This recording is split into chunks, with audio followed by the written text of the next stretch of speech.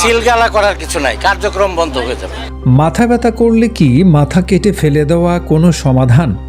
6 নবজাতকের মৃত্যুর পর ঢাকার আদ্দিন হাসপাতালের লাইসেন্স বাতিল করায় ঠিক এই ক্ষোভ আর প্রশ্ন নিয়েই মাঠে নেমেছেন ভুক্তভোগী সাধারণ মানুষ আর রোগীর স্বজনরা। কেন এই ক্ষোভ? কারণ অন্য হাসপাতালগুলো যেখানে মানুষের পকেট কাটে, সেখানে এই হাসপাতালে মাত্র 30,000 টাকার ভেতর সিজার সহ পুরো ডেলিভারি কমপ্লিট হয়ে যায়। কম আয়ের মানুষের জন্য পরিবেশ, ডাক্তারদের আন্তরিকতা আর কম মূল্যে বিশ্বমানের সেবা পাওয়ার এমন ব্যতিক্রমী প্রতিষ্ঠান দেশে আর কয়টা আছে? আমাকে বলতেছে এখান থেকে শিফট করতে, কে আমাকে 250 টাকা ডায়ালাইসিস বিল দিবে বলো? আমার আগে 2টা বাচ্চা ওখানে হয়েছে, আমি এখানে ভালো সেবা পাইছি দেখে আমি 3rd বাচ্চাটা এখানে আনছি। স্বজনরা সরাসরি জানতে চাচ্ছেন সিদ্ধান্তটা আসলে কার স্বার্থে নেওয়া হয়েছে।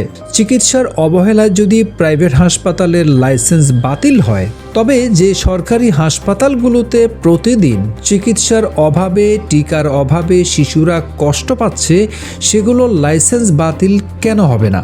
চিকিৎসকদের লাইসেন্স বাতিল করা হবে কি?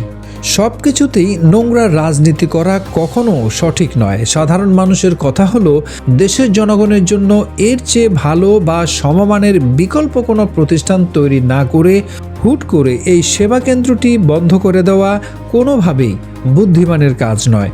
কোনো হাসপাতালেই মৃত্যুর চিকিৎসা দেওয়া হয় না, সবাই যায় জীবন বাঁচাতে। কিন্তু যারা সত্যিই দোষী, যাদের গাফিলতিতে ওই 6 তাজা প্রাণ শেষ হয়ে গেল, তাদের দৃষ্টান্তমূলক শাস্তি আগে নিশ্চিত করা হোক।